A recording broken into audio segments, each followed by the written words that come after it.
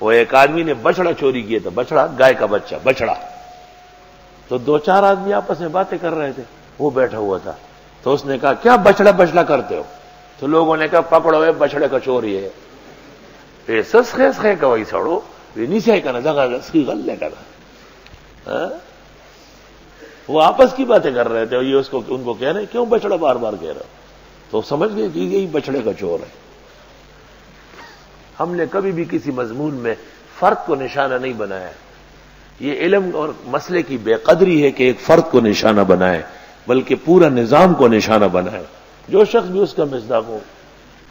وہ ایک پرندہ ہے نا چکور، تو وہ ایک تسبیح پڑھتا ہے صبح کی وقت. تو ایک عالم سے پوچھے گیا کہ کیا پڑھتا ہے؟ اس نے کہا یہ پڑھتا ہے سبحان تیری قدرت. تو ایک کسان سے پوچھے گیا کہ کیا پڑھتا ہے؟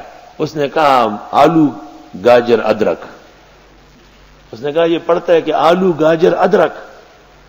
اور جس سے بھی پوچھتے ہیں فکر ارکس بقدر ہمت اوس، ہر شخص اپنے حساب سے اس سے لیتا ہے. وَلِلَّهِ جُنُودُ السَّمَاوَاتِ وَالْأَرْضِ إِنَّ الَّذِينَ يُبَايِعُونَكَ إِنَّمَا يُبَايِعُونَ اللَّهَ يَدُ اللَّهِ فَوْقَ أَيْدِيهِمْ، اللہ کا ہاتھ ان کے ہاتھ پر ہے. فَمَن نَكَثَ فَإِنَّمَا يَنكُثُ عَلَى نَفْسِهِ، جس نے یہ عہد توڑا پس اس نے توڑا اپنے خلاف. وَمَنْ أَوْفَى، جس نے پورا کیا بِمَا عَاهَدَ، جو اس نے عہد کیا یعنی بیعت کا. عَلَيْهُ اللَّهُ، اس کا ذمہ دار اللہ ہے. فَسَيُؤْتِيهِ أَجْرًا عَظِيمًا، پسند قریب دے گا اس کو اجر بڑا. سَيَقُولُ لَكَ الْمُخَلَّفُونَ مِنَ الْأَعْرَابِ شَغَلَتْنَا أَمْوَالُنَا وَأَهْلُونَا. ایک شخص نے مجھے کتاب دی البنیان المشید.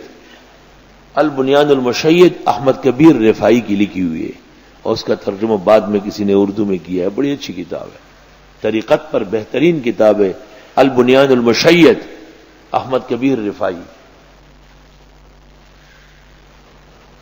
تو مجھے وہ کتاب دی اور اس کے بعد کہا کہ میں ہمیشہ آپ کے درسوں میں شریک ہوتا ہوں اور آپ کا شاگرد ہوں، لیکن میں نے آج تک کوئی مطالبہ نہیں کیا. میرے ایک مطالبہ ہے کہ اس کتاب کو آپ اول سے اخیر تک پڑھ لیں. میں نے کہا پڑھ لی. اس کو پتہ نہیں تھا کہ وہ میں 10 سال پہلے پڑھ چکا تھا، اصل نسخہ عربی کا. لیکن اس کے خاطر میں نے ایسے ورگردانی کی 2-4 جگہ سے اور اس کے بعد رکھ دی. میں نے کہا آپ اس کتاب کا جس جگہ سے کہیں میں آپ کو بتاتا ہوں. اس کا یہ خیال تھا کہ اس کو پڑھ کر اس کو پیروں سے عقیدت ہو جائے گی اور یہ جو ان کا رد کرتے رہتے ہیں یہ بند ہو جائے گا. میں نے کہا اس کتاب سے بہت نقصان پہنچ گیا. وہ یہ کہ پہلے تو پیروں کا رد ہوتا تھا 2 منٹ میں، اب رد ہوگا 2 گھنٹے میں. کہنے لگے یہ کیوں؟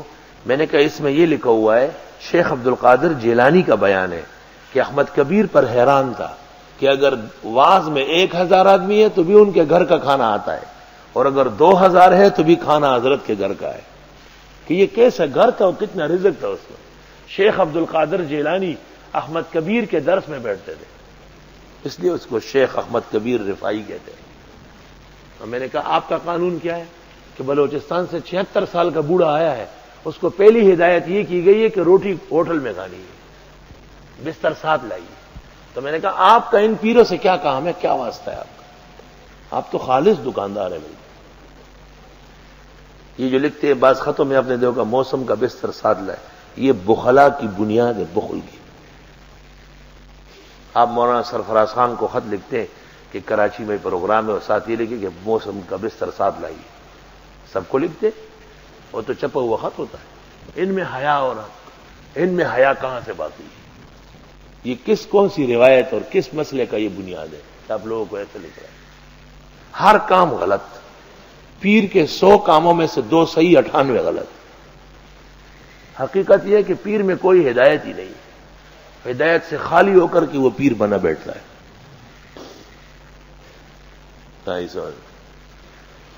اور آخری بات طالب علم نوٹ کر لے، وہ یہ کہ ہدایت کے ذریعے 2 ہے، قرآن و سنت، اور اس کی 2 ادائیں ہیں، علم اور عمل. اور جتنی چیزیں ہیں سب چلکے ہیں اور بے بنیاد باتیں ہیں. آپ خود دیکھتے ہیں کہ ہم نظام الدین اور فرید الدین گن شکر اور سید علی اجویری اور معین الدین اور شیخ عبد القادر رحمہ اللہ سب کا ذکر خیر نہیں بطور سند کے پیش کرتے ہیں، کیونکہ یہ اصحاب الشرائع ہے. اصحاب الشرائع ہے. یہ رسمی پیر نہیں ہے جیسے دنیا سمجھتی ہے۔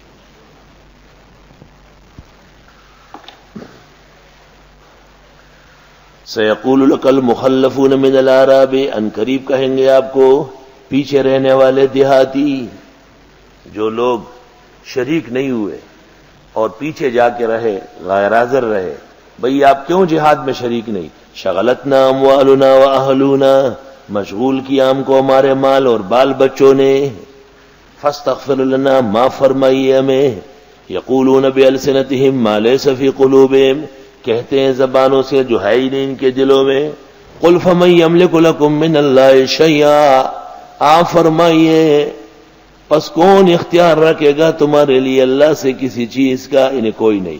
ان اراد بکم ضرا، اگر وہ ارادہ کرے تم کو ضرر دینے کا، او اراد بکم نفعا، یا ارادہ فرمائے تم کو نفع دینے کا، بل کان اللہ بما تعملون خبیرا، بلکہ اللہ تمہارے اعمال سے خبردار ہے۔ شرکت اس لیے نہیں کی کہ ان کے بال بچے اور ان کے مال و دولت رکاوٹ بنی، شرکت نہ کرنے کی یہ وجہ ہے۔ بل ظننتم ان لن ينقلب الرسول والمؤمنون، بلکہ تم گمان کرتے تھے کہ ہرگز واپس نہیں آئے گا پیغمبر اور مسلمان، الی اہلیہم، اپنے گھر میں، ابداً، کبھی بھی، گھر والوں کی طرف یہ بس گئے اور مرے۔ جیسے لوگ جہاد کے لیے جاتے تھے تو کہتے تھے اوہ روس کے اتنے بمبار، روس کے اتنے، وہ بس جو گیا مرا۔ رات کو بی بی سی نے بتایا کہ سندھ سے ایک قافلہ افغانستان طالبان کی مدد کے لیے روانہ ہو گیا نوجوانوں کا، تو بی بی سی نے ان کو کہا کہ وہاں حالات بہت خراب ہے، تو انہوں نے جواب دیا کہ خراب حالات میں جہاد کی ضرورت ہوتی ہے۔ انہوں نے کہا لوگ مر رہے ہیں، انہوں نے کہا مر نہیں رہے، شہید ہو رہے ہیں۔ کہا آپ کے جو لوگ گئے ہیں وہ پس گئے، انہوں نے کہا وہ پس ہے نہیں ہے، ان کے لیے اللہ کے ہاں جنت منتظر ہے۔ کہا آپ مرنے کے لیے جا رہے ہیں؟ نہیں، ہم تو اسلام کے خلاف جو دشمن آئے ہیں اس کو قتل کرنے جا رہے ہیں، لیکن اگر ہم قتل ہو گئے تو کوئی نئی بات نہیں ہوگی۔ یہ مجاہدین، آخر کار بی بی سی کو لاجواب ہونا پڑا۔ اور کل کے درس میں آیت آئی تھی کہ جہاد کی شہادت زوائد نہیں، مقاصد میں سے